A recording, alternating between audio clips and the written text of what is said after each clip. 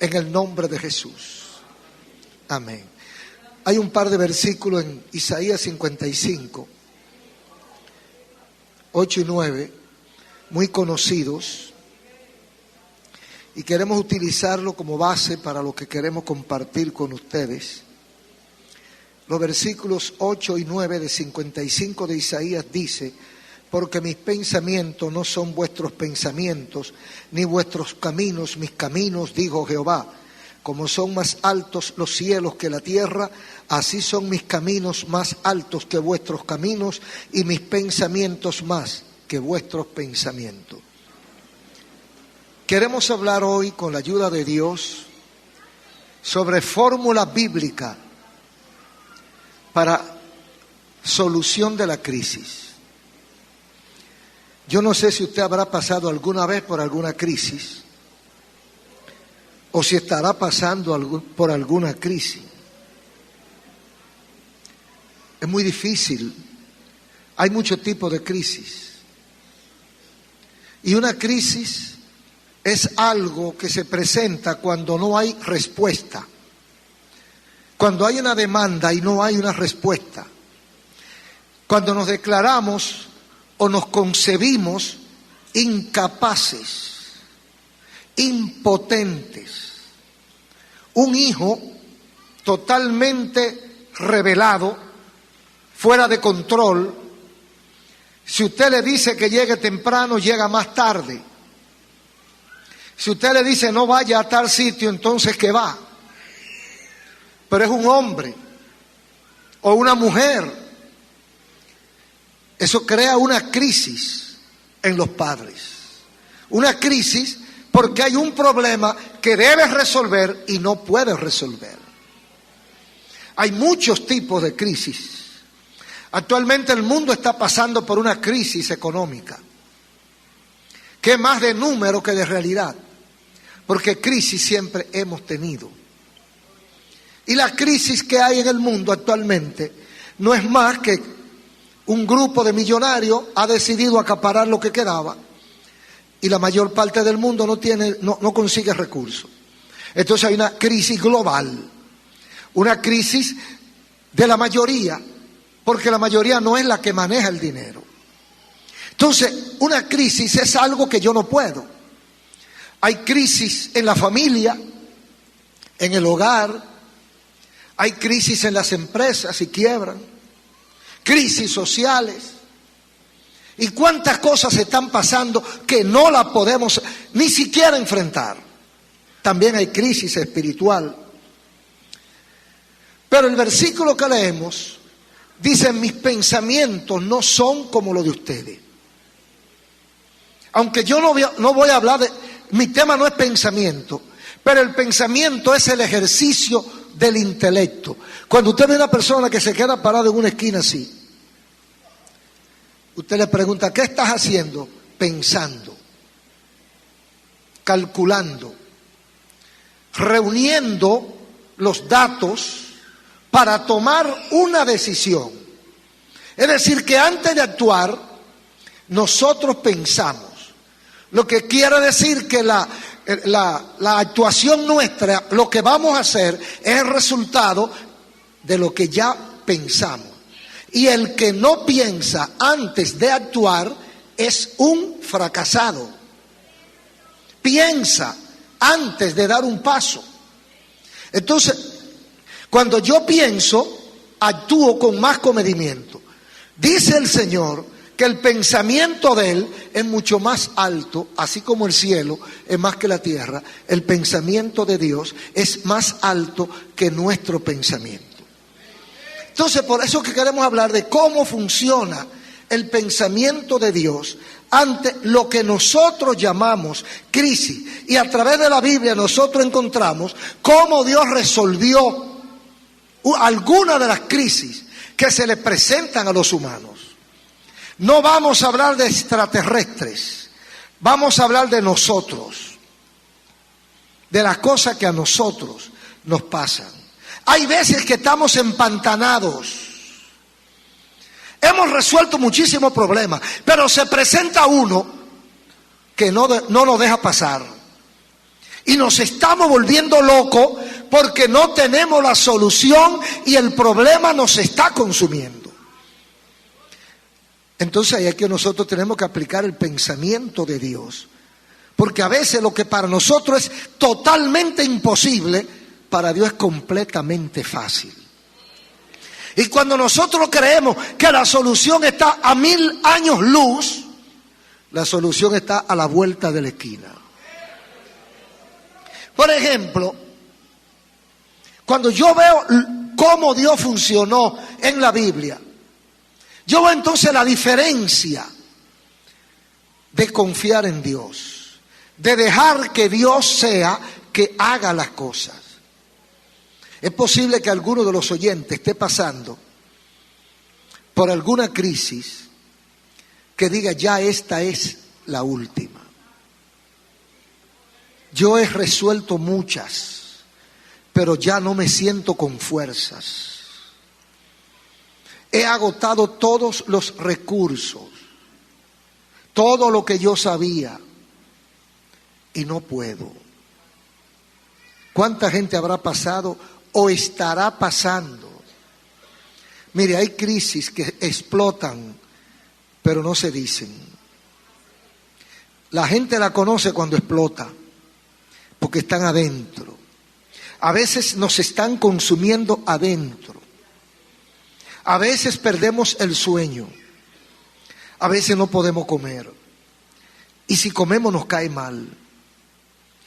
A veces enflaquecemos en hacer dietas. Porque esa crisis nos está matando. Hay crisis que usted puede compartirla con otro, pero hay crisis que son personales. Hay crisis que son de uno. Hay veces que hay cosas que le pasan que usted no se la puede decir ni a su madre. A nadie. ¿Sabe lo que es a nadie? A nadie. Hay cosas que son entre yo y Dios. Hay cosas que al único que se la puedo contar es al Señor. Hay cosas que si la digo se me complica. Hay cosas que si la digo fracaso. Hay cosas que si la digo no me la creen. Hay cosas que me dirán, estás loco. Oh, gloria a Dios. El único que está capacitado para escucharme es Dios. Oh, gloria a Dios. Aquí hay un caso de una crisis de pareja en el capítulo 30 del primer libro, Génesis. Una crisis de pareja. Una pareja que tiene un problema grave que nadie se lo podía resolver. La mujer que Jacob más amó. Eso fue amor de primera vista y de última. Desde que la vio, su corazón quedó prendado a ella. Trabajó 7 años para que se la dieran. Lo engañaron y siguió trabajando 7 más. Le dieron otra y siempre seguía queriendo a Raquel. Pero había una crisis y no era de amor. Había una crisis. Él adoraba a esa mujer, pero había una crisis. Y él no la podía resolver. Ella tampoco. Y dice el versículo 1. Viendo Raquel que no daba hijos a Jacob, tuvo envidia de su hermana y decía a Jacob, dame hijos, o si no me muero. No es fácil, hermano. Ahora es fácil eso, porque ahora hay muchísimos métodos que a veces funcionan. Además que una mujer que no da luz ahora no es gran cosa, pero en aquel tiempo era maldita. Era un estigma. En aquel tiempo era un bochorno. En aquel tiempo era una afrenta. En aquel tiempo se la tenían al menos. Entonces ella era linda, preciosa, amorosa, cariñosa, pero no daba hijos. ¿Qué le parece? No era media mujer, era menos de media mujer. Entonces eso la mortificaba a ella y lo mortificaba a él. Él la quiere mucho, pero sabe que no es completa, porque no da hijos. Entonces eso la angustia a ella. Y ella llevaba eso adentro y era como un volcán. Calladita y amando a su esposo, pero calladita. Y esa revolución por dentro. En una ella explota. Entonces le grita a su esposo: dame hijos, o si no me muero. Como quien dice, me suicido. Dame hijos o acabo con mi vida. Dice el versículo 1. Tuvo envidia de su hermana y decía a Jacob: dame hijos o si no me muero. Mire, cuando uno tiene una situación difícil, una crisis, y trata de resolverla, uno la complica. ¿Qué hizo ella? Como ella no daba hijo, entonces dice aquí, hay dos palabras en este versículo: envidia y dame. ¿Qué es la envidia? Cuando yo quiero lo que tú tienes, cuando yo no entiendo que yo merezco lo que tú tienes, cuando yo, como no puedo conseguir lo que tú tienes, te odio. Y soy capaz de deshacer tu vida porque yo quiero lo que tú tienes, lo que tú posees.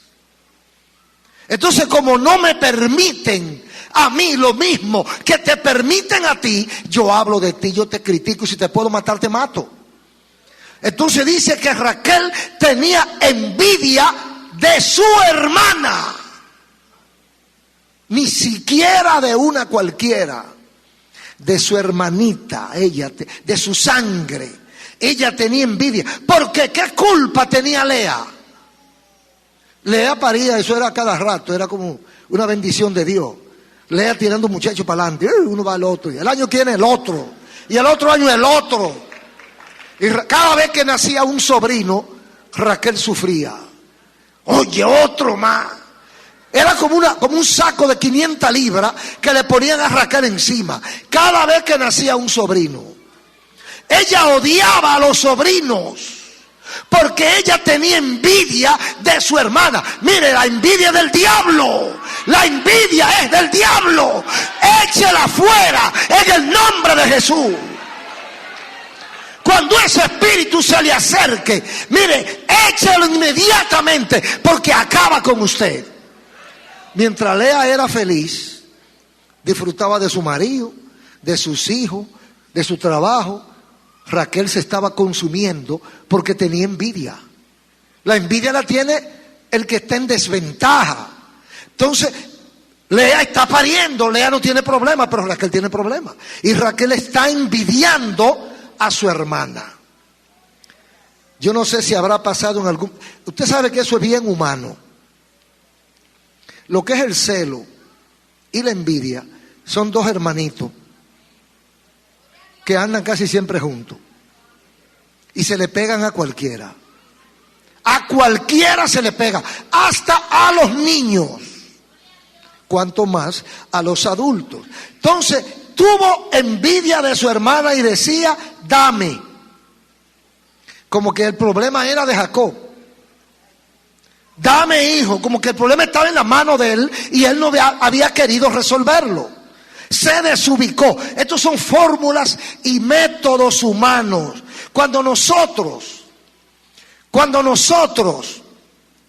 tratamos de resolver nosotros el problema que tenemos, entonces exigimos, como hizo Raquel, presionamos, como hizo Raquel, reclamamos.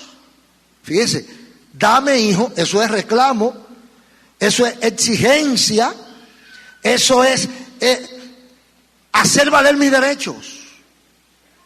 Yo soy una mujer como mi hermana, yo necesito hijos.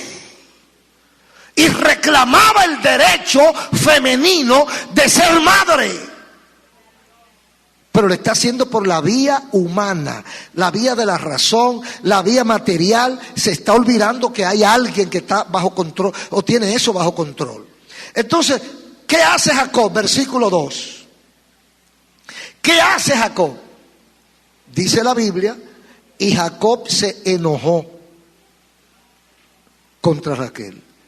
Raquel tiene un problema, una crisis, que ya la ha llevado a discutir agriamente con su esposo.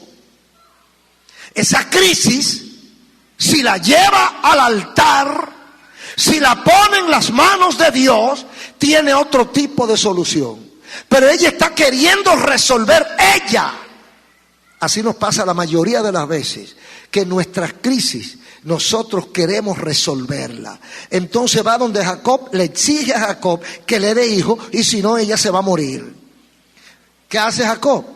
Se enoja. Ahí está la crisis planteada. El esposo se enoja. ¿Usted cree que esa noche iba a dormir con Raquel? ¿Verdad que no?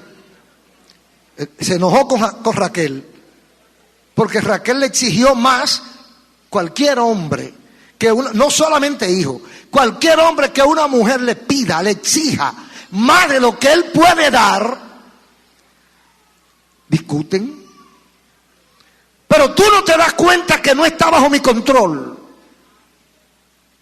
Pero tú no entiendes que yo he hecho todo lo que está a mi alcance y no he logrado nada. Entonces llega un momento en que se enoja. Al llegar el enojo, hay una pequeña separación. Está ofendido Jacob, porque dice, y Jacob se enojó contra Raquel. Ese es un resultado de yo querer resolver la crisis.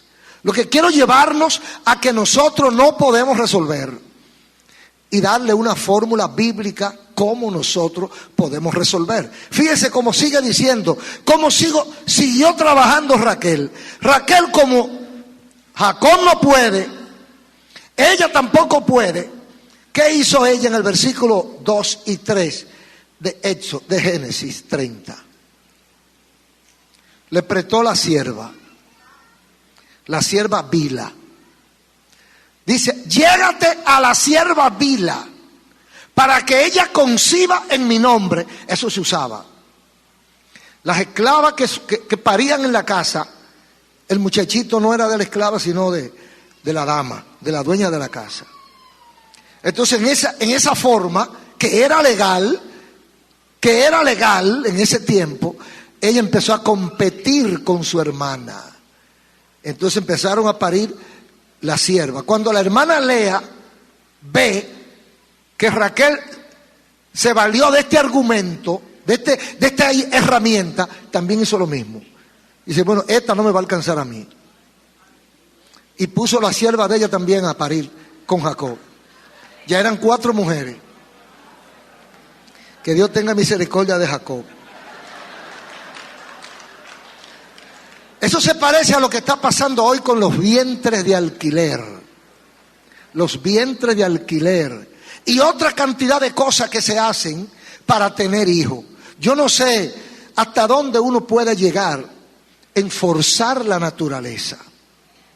Yo pienso ingenuamente quizás, pero apoyado por la palabra de Dios, que si Dios no te quiere dar hijos, no force. No force. Porque Él sabe por qué no te lo quiere dar. Y cuando Él le dé la gana de darte hijo, aunque los médicos te digan tú no puedes parir, tú pare. Porque eso se ha visto muchísimo. Todo este problema es por la envidia que tiene Raquel de su hermana. Pone a parir a su sierva para alcanzar a su hermana. Competencia y enemistad ante una crisis. Versículo 22 del mismo capítulo 30. ¿Cómo se resolvió la crisis de Raquel? 30:22 de Génesis. Y se acordó Dios de Raquel. Aleluya. Y la oyó Dios. Y le concedió hijos. Y concibió y dio a luz un hijo. Y dijo, Dios ha quitado mi afrenta. O sea, ella se adelantó al tiempo de Dios. Dios le iba a dar sus hijos, pero ella se ofendió y se llenó de envidia porque su hermana está pariendo y ella no. Una crisis, mira, a veces la crisis la hacemos nosotros, hermano. Esa crisis la hizo ella. Esa crisis la hizo ella. ¿Cuántas veces usted no ha fabricado su propia crisis? Porque usted se pone metas que no puede alcanzar o que no le toca alcanzar ahora, pero usted la quiere ahora. Yo necesito mudarme de este lugar. Yo no quepo en este barrio. Y se mete en un lío. No hasta aquí, no, hasta aquí. Se mete se va de ahí, se va para el sitio que quiere. Y después se le mete una crisis económica, le quitan la casa y ya vendió la otra y se queda sin pito y sin flauta. Entonces ahora sí es verdad que hay una crisis. ¿Y quién la creó? Tu desesperación.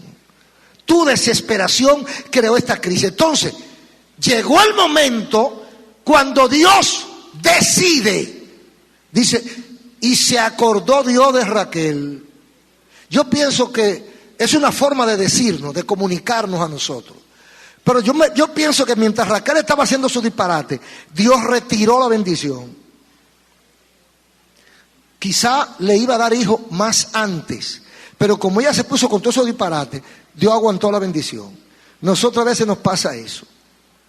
Eso es como los animales que caen en el charco, o una persona cae en un río y no sabe nadar. Empieza a bracear a lo loco, a dar patadas y a hacer disparate, entonces se ahoga más rápido. Se cansa, se ahoga y se vuelve un disparate. Porque a veces nosotros que no tenemos la capacidad para resolver el problema, lo que hacemos es complicarlo. Raquel lo complicó. Porque ahora tiene hijos que no son de ella, pero son de ella. Y ahora vienen los de ella. José y Benjamín. Se acordó Dios de Raquel y la oyó. Y entonces ella concibió. Los métodos humanos crean dificultades. La fórmula divina trae bendición. Siempre que nosotros dependemos de la capacidad humana, estamos proclives a crear más problemas que soluciones. Cuando yo decido confiar en Dios, es duro a veces. Porque mire, a veces hay crisis que usted está ahogándose. Ya usted dice, no tengo más oxígeno. Señor, ¿me vas a acabar? Señor, ¿es que va a dejar que me ahogue? No, Dios aprieta, pero no ahorca. Aleluya. Oh, gloria a Dios. Y a veces creemos nosotros que ya no hay más escalón, que la escalera llegó a lo último. Mentira, mentira, que faltan escalones. Todavía te falta. Oh, gloria a Dios. Así rápidamente quiero tocar otra historia, sin profundizarla mucho, que está en Primero de Reyes 17. Por causa del pecado de Israel, el pueblo de Dios, Dios cerró los cielos y no había lluvia. Ya usted se imagina la crisis que se creó de comida, crisis de alimento, crisis de todo, hasta de salud, porque no había agua durante más de 3 años. Una crisis de carácter social y espiritual. ¿Qué hizo el rey? Bueno, el rey dijo, el problema de esta crisis es el profeta. ¿Por qué? Porque su pecado lleva a Elías a hablar con Dios y decretar cierre de los cielos. Y dice, y no habrá lluvia si no es por mi palabra. Ok. Cerró Dios los cielos y se crea una crisis. ¿Qué hace el rey? Piensa como pensamos nosotros. Yo soy el jefe. ¿Cómo se originó esta crisis? Que el profeta Elías, el chismoso siempre está ahí. el profeta Elías hizo una oración a Jehová y pidió que no llueva. Ajá. Fue Elías. Entonces le cayó detrás y empezó la persecución del profeta Elías para resolver la crisis, porque dice que perro muerto se acabó la rabia. El problema era el profeta. Vamos a matar al profeta para que se resuelva la crisis. Pero el profeta no era el problema eran ellos mismos. Entonces salen a perseguir al profeta. Dios le da la orden al profeta de que se esconda. Y se esconde en una cueva. Ahí viene otra crisis. Mire, viene la crisis social, la crisis de alimento, la crisis social en general. Pero ahora viene una crisis de fe. El profeta Elías, Dios le dice que se esconda en una cueva. Entonces viene la pregunta, pero ¿y cómo es posible que después que tú me usas para cerrar los cielos y yo soy el siervo tuyo, ahora yo tenga que esconderme? ¿O es que tú no me puedes cuidar? Ahora viene otra crisis, la crisis de Elías profeta. Entonces ahora Elías está escondido en una cueva. Y uno piensa, ¿qué hubiera pasado si el profeta intenta salir de la cueva y buscar solución? No había comida en la cueva. ¿Y qué hizo Dios ante la crisis, una verdadera crisis? ¿Qué hizo Dios para que el profeta pudiera sobrevivir? Mire que una va llevando a la otra. Cosas que para nosotros no tienen solución. Primero, Dios lo manda a cerrar los cielos y Dios lo oye. Lo mete en una cueva, no hay comida. Viene otra crisis, la crisis real. Tengo que comer. Necesito comida para vivir. No puedo salir a buscar la comida. ¿Qué hago? ¿Me dejo morir o salgo a buscar comida? Si salgo a buscar comida, me lincha Acab. ¿Qué hizo Dios ante una crisis que Elías no puede resolver? Ante una crisis que Acab no puede resolver. ¿Cómo Dios la resuelve? Porque lo grande de la Biblia es, o lo grande de Dios, es lo fácil que Dios resuelve lo que para nosotros es imposible. Mire, lo más lejos que tenía Elías, se lo resuelve Dios. No hay comida. ¿De dónde viene comida? ¿De dónde me van a traer comida si el rey mandó a perseguirme? Dios utiliza los cuervos, ave de rapiña, animalitos que comen carne. Dios lo manda por la mañana y por la tarde, dice la Biblia, todos los días, a llevarle comida, carne y pan. Primero de Reyes 17. Carne y pan todos los días. Los cuervos le traían pan y carne por la mañana, pan y carne por la tarde. Y bebía del arroyo. Qué fácil, ¿eh? Mira, un científico le presentan ese problema y dice, no, aquí no hay solución más que salir de la cueva. Pues no tuvo que salir de la cueva. A veces usted cree que tiene que salir del laberinto donde está para Dios resolver. Dios resuelve ahí adentro donde tú estás. Porque a veces lo que usted o yo creemos que es una cueva, es un paraíso. Es un paraíso que Dios nos ha preparado. Entonces, con todo y la cueva encerrado ahí entran los cuervos. Mire, una paloma no entra a una cueva, pero el cuervo es especialista en cueva. Y el cuervo iba adentro, allá donde estaba Elías, y depositaba su carne y su pan. ¿De dónde lo traía? No importa.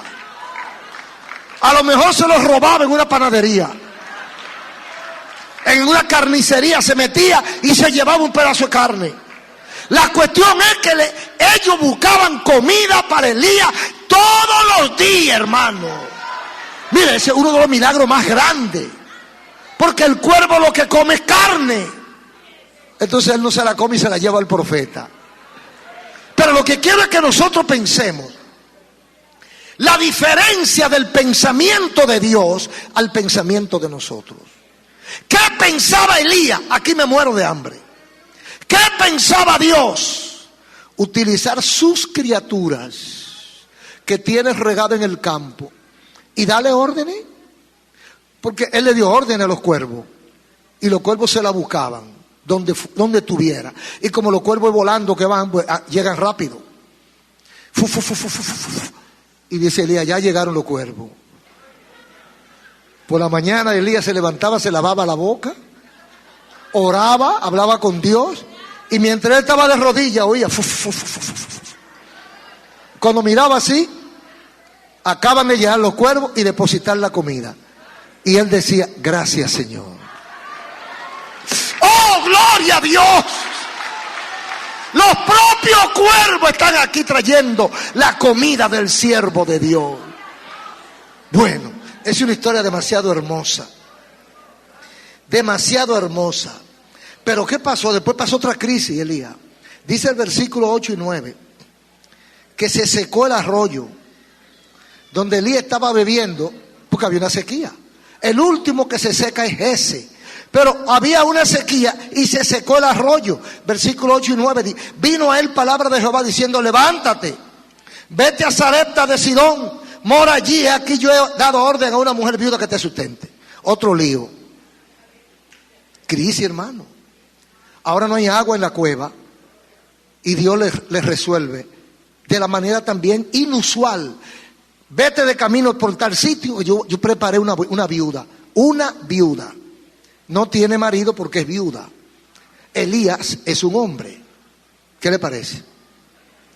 ¿Verdad que está complicado? Porque de nada esa mujer iba a ser la esposa de Elías. Porque ella era viuda. Y Elías no menciona esposa. Elías era soltero. Entonces Dios le dice a Elías, vete por el camino de Sarepta de Sidón, a donde una viuda que mora allí. Yo le he dado orden. Así dice el versículo. Dios le dio orden a la viuda para que alimentara al profeta. Pero cuando el profeta llega, resulta que la comida que tiene la viuda es la última, es una cosita así ya para, dice ella, estoy recogiendo leña para cocinarle esta última comida a mi hijo y sentarnos a esperar la muerte.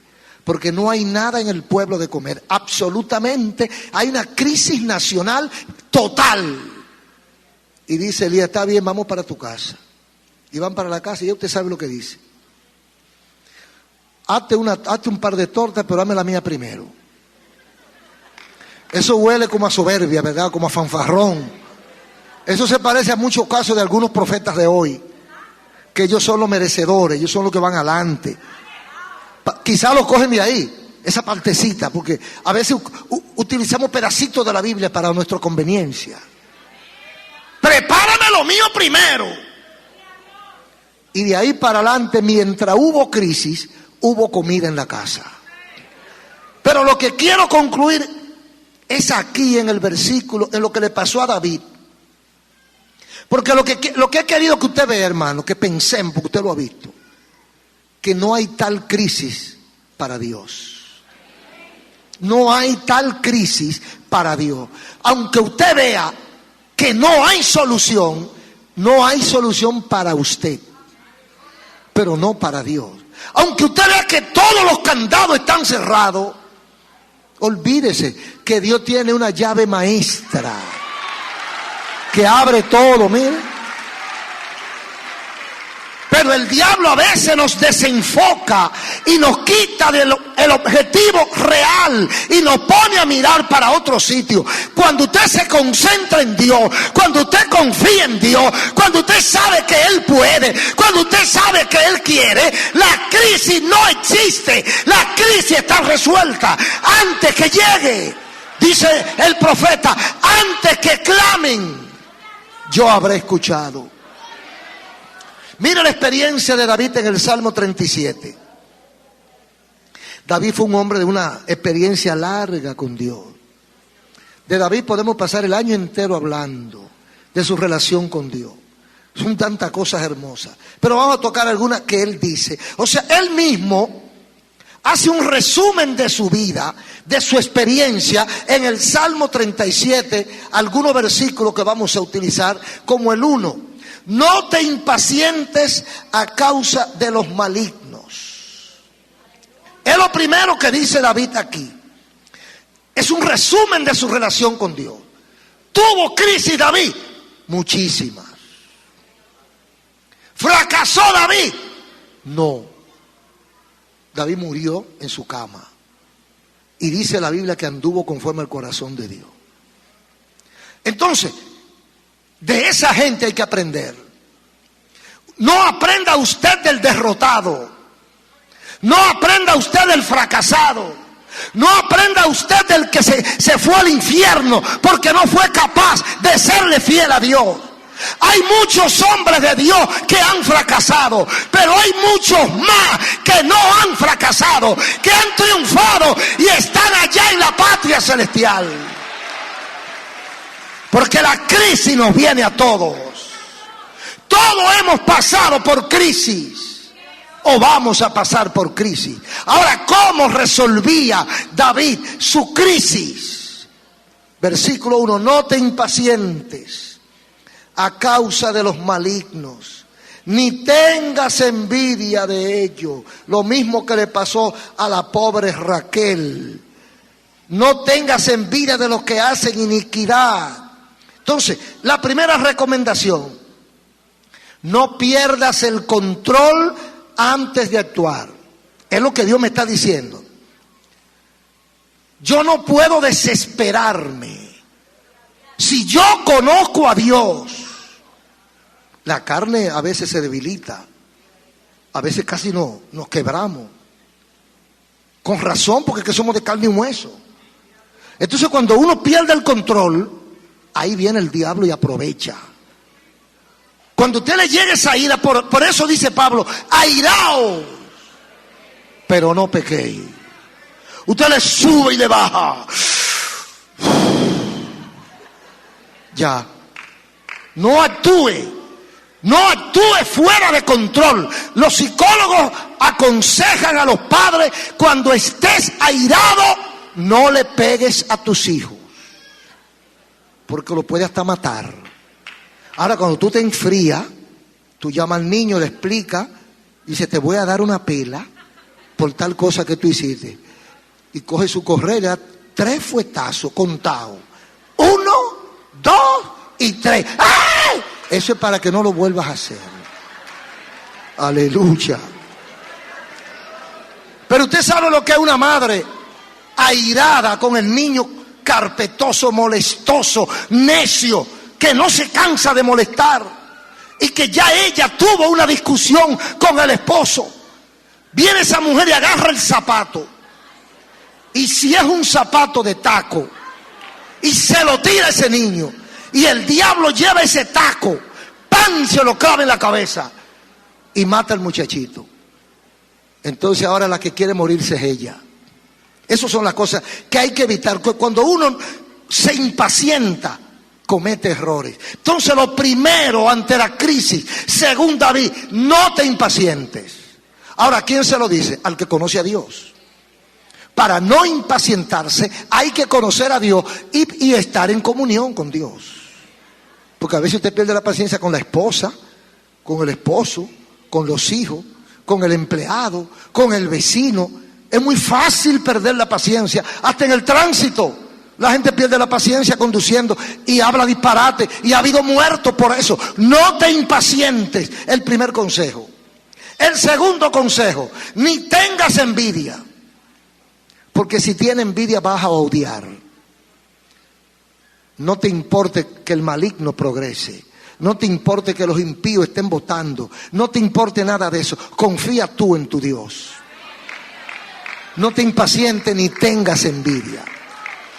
A veces son cosas que hay que estar refrescándola, porque aunque están en la Biblia, a veces se nos olvidan. O yo creo que el diablo le pone como una tapa para que no la veamos. Si yo siempre que voy a actuar lo hago con cordura, con tranquilidad, con juicio sereno, frío, difícilmente cometo un error. No te impacientes ni tengas envidia. Eso cae en la desesperación de la gente por progresar. No, pero es que fulano ya compró un carro así. No es que fulano ya compró una casa así. No es que fulano ya hizo esto. No es que arregló la casa. No es que fulano consiguió. Es que fulana hizo. Es que fulana tiene. Y yo aquí en el mismo sitio. Ni te impacientes ni tengas envidia. No lo dañes. No te desesperes por la envidia. Porque es una baja pasión que nos lleva al odio, a la intranquilidad, a la angustia, hasta sufrir de los nervios. Hay gente que sufre de los nervios por la envidia.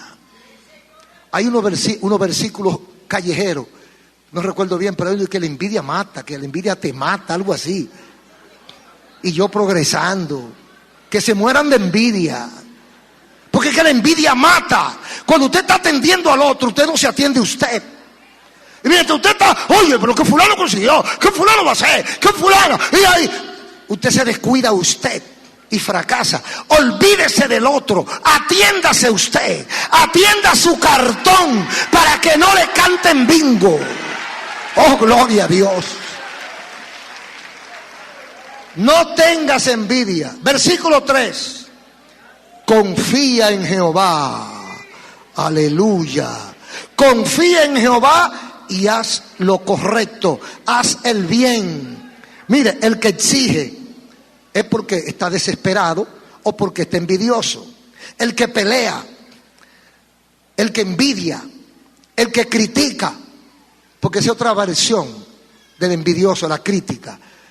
¿Sabe quiénes son los que hacen eso? Los que no confían en Jehová. Porque cree que aquel consiguió aquello por su habilidad, porque tuvo suerte, porque hizo algo malo, y empieza a hablar disparate. Pero el que confía en Jehová dice: mi asunto está en las manos de Dios y lo voy a recibir el día y la hora que Dios ha dispuesto. Eso pasa con los hijos, eso pasa con los novios, eso pasa con la novia, eso pasa con el empleo, eso pasa con el negocio, eso pasa con todo. Pon tu caso en las manos de Jehová y verás su gloria. Oh, bendito el nombre de Jesús. Confía en Jehová y haz el bien. Y dice el versículo 5: encomienda a Jehová tu camino y espera en él. Mire, no es un sueño, no es una cuestión real. Entrégale a Jehová tu paquete. No, porque no vamos a decir, hay gente que se pone a hablar cosas que no son reales. Que no hay problema. Hay problema. Todo el mundo tiene problema. Ahora, ¿qué es lo que Dios dice? Pásame tu paquete. Cuando Dios le pide el paquete a uno es porque lo tiene. Cuando Cristo le dice vengan los que están cargados, es porque estamos cargados. Cuando el Señor me llama a resolver mi problema, es porque Él sabe que tengo problemas. Y yo no voy a tapar el sol con un dedo, con la hipocresía, con mentira, diciendo que no hay problema. Hay problema, pero hay un Dios arriba que resuelve los problemas. Oh, gloria a Dios. Ahora, el problema Dios no lo resuelve ni el día que tú quieres, ni en la forma que tú quieres. Ahí es que está el problema. Porque hay gente que tiene su diseño. Señor, yo quiero que tú me resuelvas este problema así, así y así, tal día en tal sitio. Entonces Dios lo hace según su estilo. El día que Él quiere. Porque eso es lo que a ti te conviene. Por eso es que cuando nosotros nos adelantamos a resolver, lo dañamos. Porque hacemos lo que no nos conviene. Si esperamos en Dios, Dios hará exactamente lo que te conviene. Bendito el nombre de Jesús. Y por último dice el versículo 7. Esto sí está lindo, hermano. Usted sabe que hay mucha gente que le gusta hacer ruido, que son alborotados. Hablan con Dios, sintieron algo y salen a decirlo.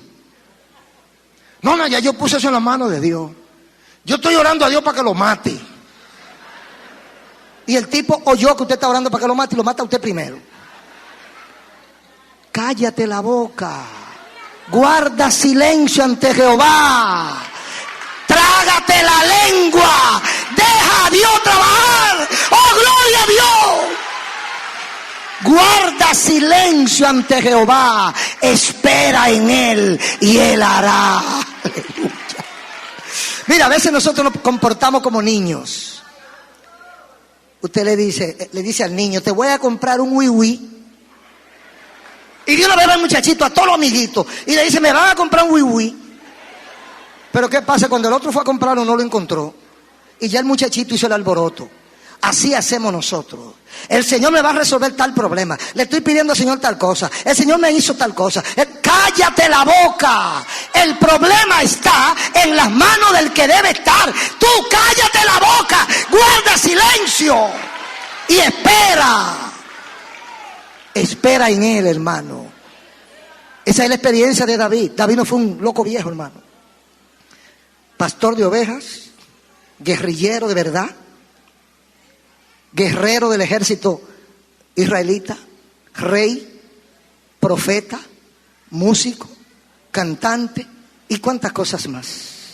Y el resumen de su relación con Dios, él concluye diciendo estas cosas: no te impacientes, no tengas envidia, confía en Jehová, entrégale a Él tu camino y espera en Él y cállate la boca. Yo creo que lo más difícil es lo último, para mucha gente. Hay gente que no se pueden callar la boca. Usted no puede contarle nada porque... Aleluya. En boca cerrada no entra mosca. Entonces cuando usted está hablando más de la cuenta, el diablo le pone trampa. Cállese la boca, hable con Dios. Le decía ahorita que hay crisis que no se comparten con nadie, solo con el Señor.